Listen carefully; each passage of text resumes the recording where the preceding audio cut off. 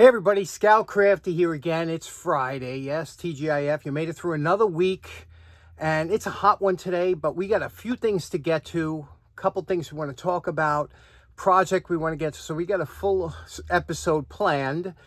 I first wanted to start off with a discussion, as we do every once in a while, and because I was talking to my girlfriend about that propofol, that stuff they give you to put you under. And I was, one thing led to another, and we were talking about, the death penalty. Now they do lethal injection.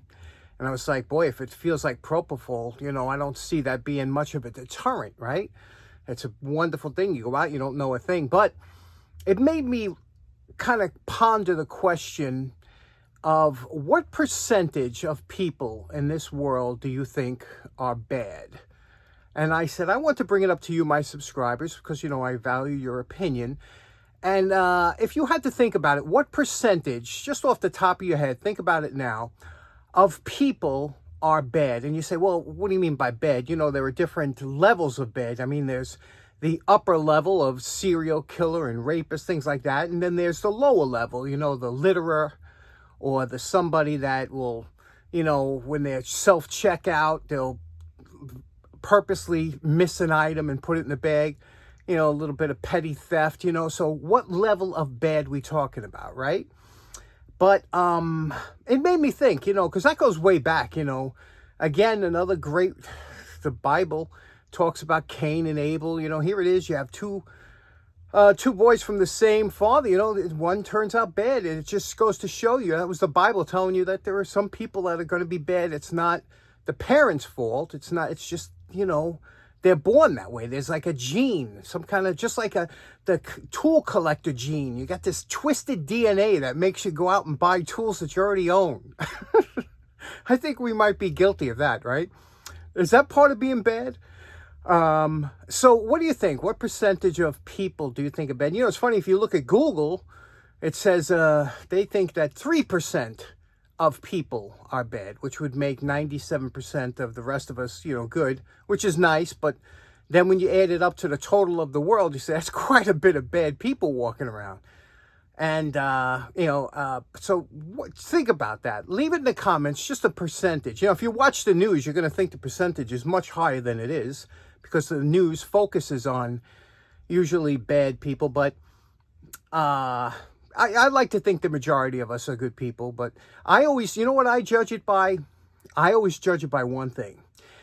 If something happened, a tragedy, that's when you see the real, people come out, what their real morals and values are. During a tragedy, during something like that, like looting. If you're going to loot, when things are bad and the power goes out and you start looting, you're bad, in my opinion. You know what I mean? That's why, and arson, things like that, it's a whole different kind of bad.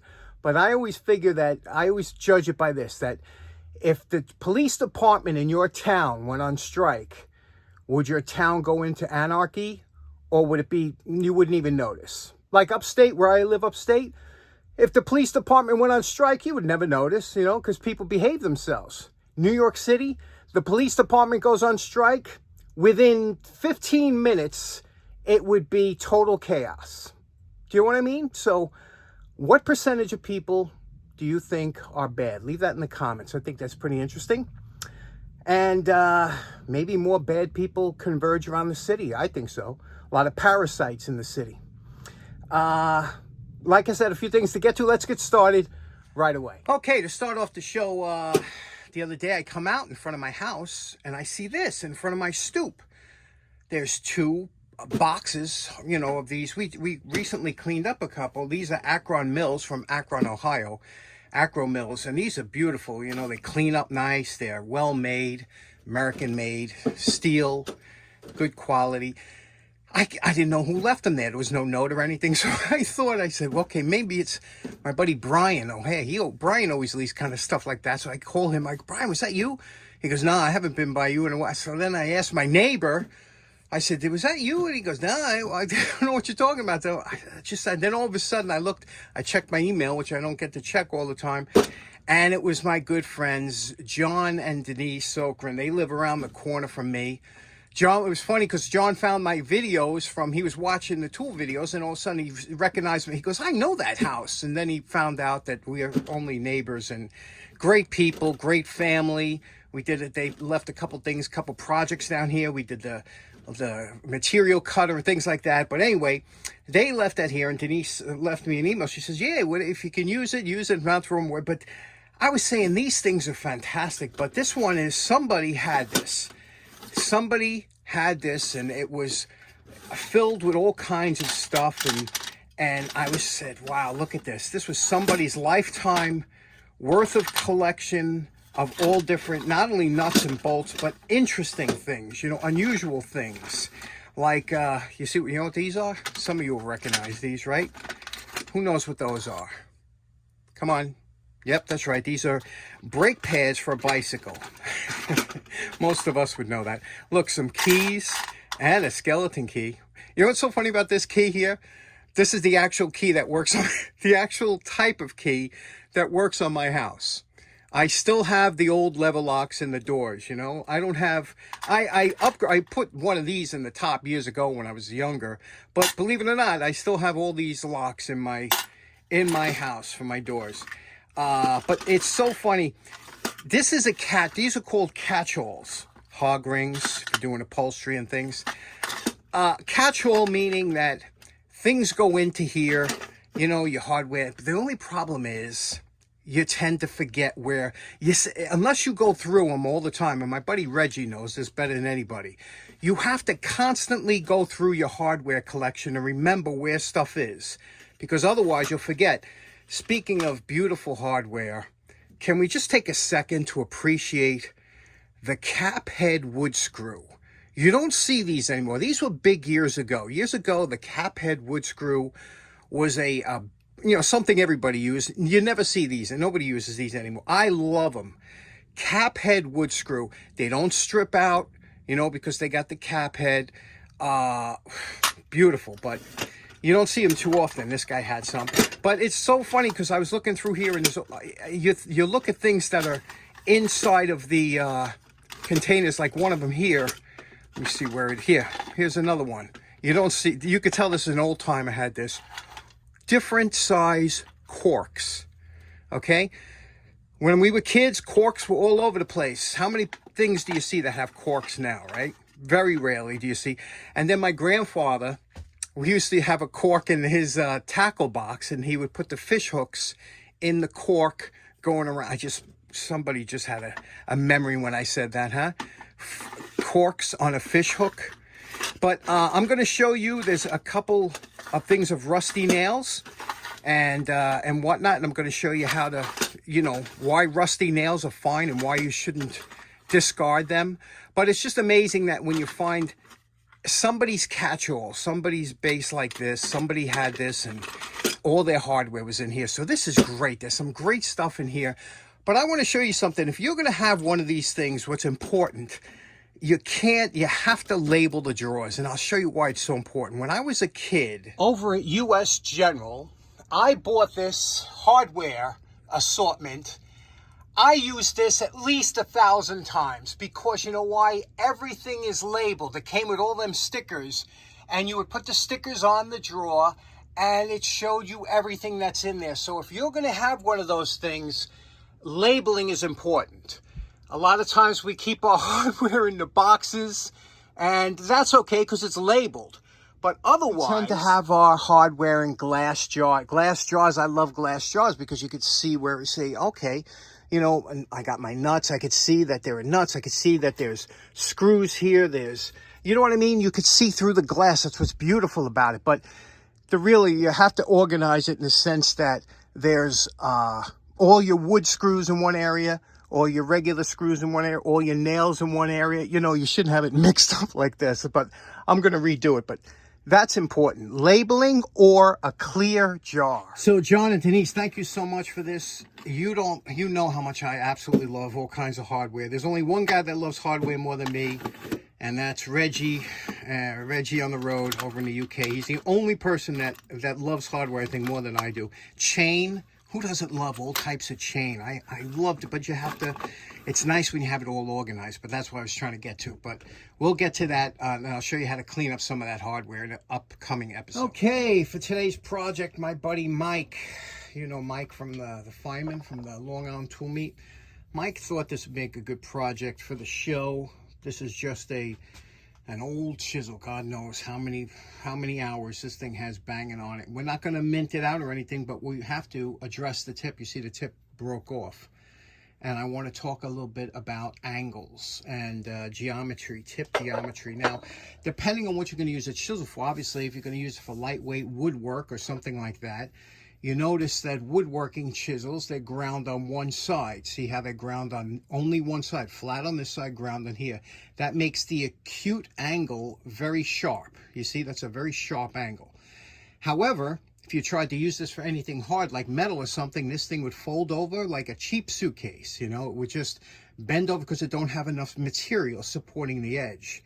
So when you're dealing with metal and things like that, you have usually a thicker profile with a double bevel. It comes, this is one bevel, and then boom, it comes down to a sharp. That's a very strong grind on there. The problem is that depending on what you're hammering, if you're trying to hammer, let's say we want to hammer off a rivet head or something, you can't just go at it this way. You have to, this would be the first angle, then you would have to go up to the second angle to rivet it up. So you'd have to bring it up more.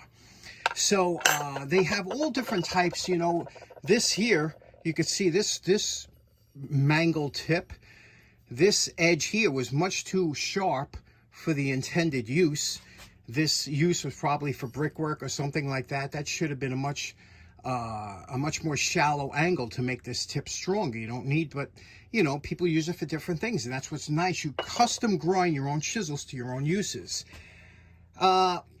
What we want to do here on this chisel is I want to make more or less kind of a flat tip with a very shallow blunt angle, meant for just for that. And I'll show you what I mean when we cut this off. Now we're going to use the to cut this off, we're going to use the cutoff wheel. Cutoff wheels are one of the best things that you can have in your shop. If you have a angle grinder, 4.5-inch angle grinder, which you all should have. It's a fantastic tool, and they're not expensive.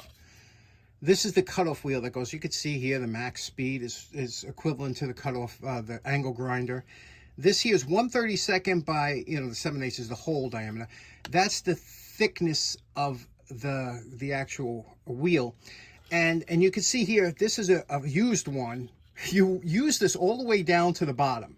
It's the same from here to here. So the only problem is getting into areas when it's this short is hard. So you know, it starts off here, you wind up chucking them when it looks like this.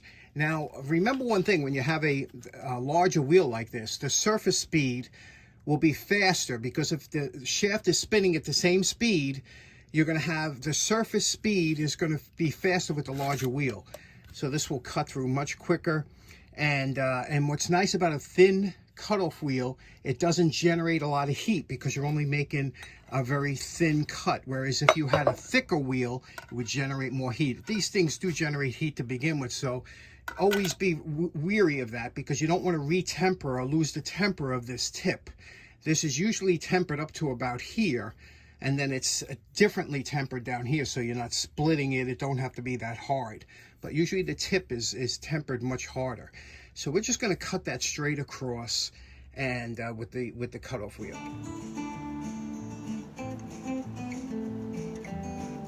Okay, let's take a look at the tip now. We just cut that off. We did a nice job cutting it straight across, but now you can see how thick that is, right? But again, we're not using this. I want this to be a flat, blunt tip for a bunch of different uses, you know, for straightening things out, and this is what I want to do out of this. So what we want to do is we're going to grind this down to the thickness that I want.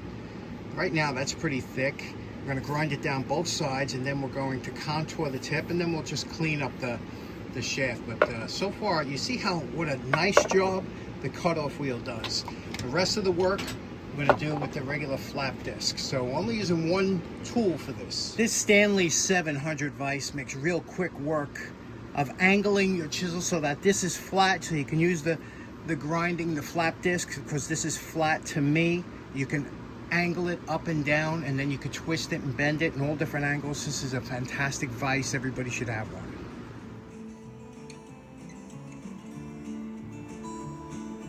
Now I want you to look closely at this metal. I just went over it lightly here. Do you see the waviness on here? That indicates hand forging. Like that wasn't done with a single press of a machine. That looks like it was like somebody was pounding on that with a hammer. That's why you have a lot of unevenness. Even throughout the shaft, you could see that they're not sharp lines. So this is has all the indications of being kind of a lot of handwork on here. Now, because how this chisel was produced, it's a lot harder to get these lines sharp in here, but we'll do the best we can.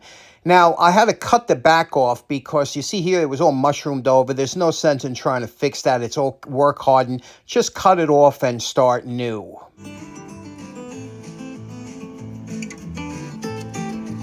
Now, you know my favorite part. Remember what Mike's chisel looked like before we started? And we're calling this project done. Boy, that was quite the turnaround, wasn't it? I was only going to do the tip, just the tip, and then look what happened, right? Isn't that always the case? Now, look over here. You can see what we did here. We got this all flat. Remember, it was almost like a blacksmith tool. It looked really primitive, but now we have the facets. Look at that. All the facets are back to, this looks almost like a production tool now. Especially the back. Look how the back come out. I love doing that little polish on the end there just to give it that professional look. And again, what I did, I kept this thick. I want this thick because this chisel I want to use for when I have to bang off something that's proud of the surface. And I want to do that, you know, with hammer force, you know. And that's why I left this flat, perfectly flat. And just a nice, this is a good shop user chisel for so many things. What do you think? I know Mike is liking it. What do you think? Okay, so in closing, boy, those things take a lot longer than they look, and they're not easy to do. I'm the only guy out there doing chisels and crowbars because they're such a pain to do, and they're just like, they make such a mess. And I'm what they call in Italian, they call me stunad. And that's why I do it. I don't know what's wrong with me. Anyway, special thanks to Denise and John for those great storage containers and all the cool stuff in it. And also special thanks to Mike for today's project. Hope you all enjoyed it. Hope you have a great weekend. We'll see you again on Monday. Take care now. Bye-bye.